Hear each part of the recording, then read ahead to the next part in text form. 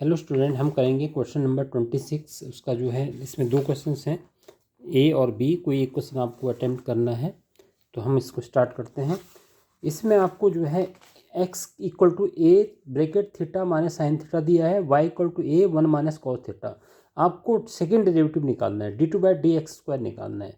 सबसे पहले तो आपको ये देख लेना है कि ये क्वेश्चन जो है किस फॉर्म में है। ये पैरामीट्रिक फॉर्म में है। इसमें x जो है, x और थीटा वेरिएबल्स हैं। x जो है थीटा का फंक्शन है यहाँ पे, और इसी तरह से y भी सेम जो है थीटा का है।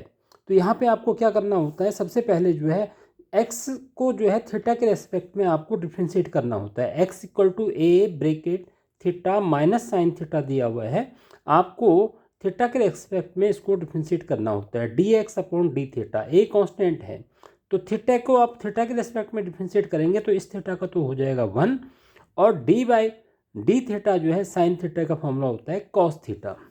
इसी तरह से आप y को भी जो है थीटा के रेस्पेक्ट में डिफ्रेंशिएट करेंगे, डी थीटा आपके पास हो जाएगा।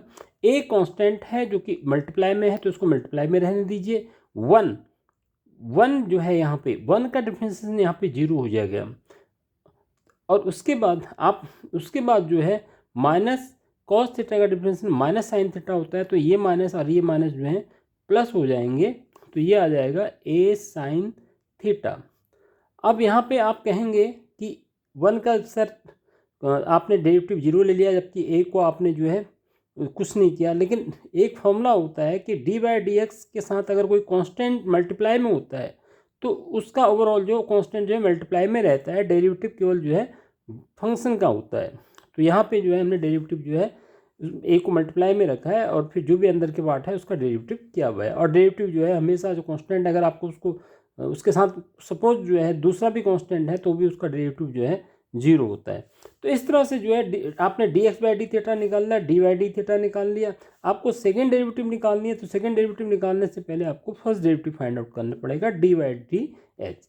इस dy/dx को जो है फर्स्ट डेरिवेटिव को आप इस तरह से लिख सकते हैं, dy upon D theta divided by dx/d theta. इन दोनों की वैल्यू अब आपके पास अवेलेबल है। यहाँ पे dy/d थीटा की वैल्यू जो है आपके पास a साइन थीटा है, और dx/d थीटा की वैल्यू आपके पास a bracket 1 minus cos theta है। a से a कांस्टेंट कैंसिल हो जाएगा, आपके पास sine theta upon 1 minus cos theta. ये आपका जो है फर्स्ट डेरिवेटिव निकाल दिया।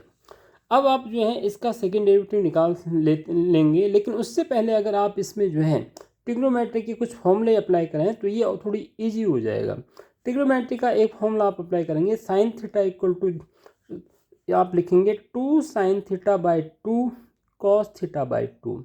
अब आप बोलेंगे कि ये फॉर्मूला कहाँ से आया, ये फॉर्मूला यहाँ से आया। साइन 2 थीटा का फॉर्मूला होता है 2 साइन थीटा कॉस थीटा। अगर आप इसमें थीटा को थीटा बाई 2 से रिप्लेस कर देंगे, थीटा को रिप्लेस करेंगे थीटा बाई 2 से, तब ये फॉर्मूला बन जाएगा sine theta equal to 2 sine theta by 2 cos theta by 2।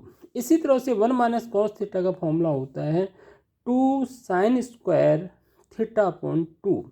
ये फॉर्मूला भी आता है 1 माइनस कॉस 2 थीटा के फॉर्मूले थे। 1 माइनस कॉस 2 थीटा फॉर्मूला होता है 2 साइन स्क्वायर थीटा। यहाँ पे थीटा को थीटा बाई 2 से रिप्लेस कर देंगे, तो 1 माइनस कॉस थीटा का फॉर्मूला बन जाएगा 2 साइन स्क्वायर थीटा अपॉन 2।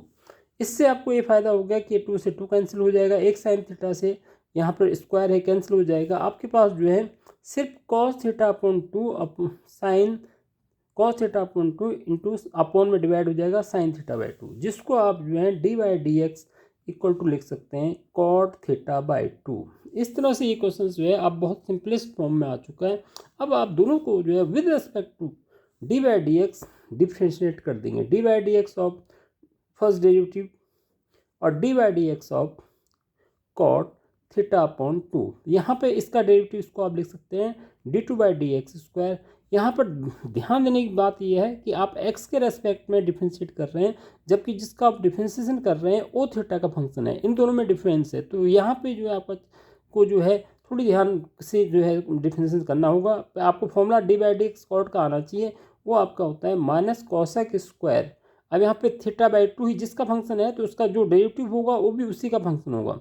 लेकिन यहाँ पे आप थीटा है फंक्शन कॉट थीटा फंक्शन है और एक्स के रेस्पेक्ट में डिफ्रेंशिएट कर रहे हो, तो चेन रूल से आपको d/dx जो है इस थीटा अपॉन 2 का भी करना होगा। तो ये आपने कर दिया तो ये आपके पास आ गया। इसका थीटा अपॉन 2 का जो है डेरिवेटिव क्या होगा, पहले आप इसको लिख दीजिए कोसेक स्क्वायर थीटा अपॉन 2। यहाँ पर जो है इसका हो जाएगा d/dx और 1/2 का बाहर यहाँ मल्टीप्लाई में ले लीजिए। तो इस तरह से जो है d/dx आ गया आपके पास।